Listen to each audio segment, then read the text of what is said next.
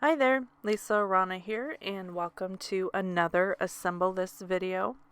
Today's card is all about coloring this fall scene with Copic markers for a really cute Thanksgiving card.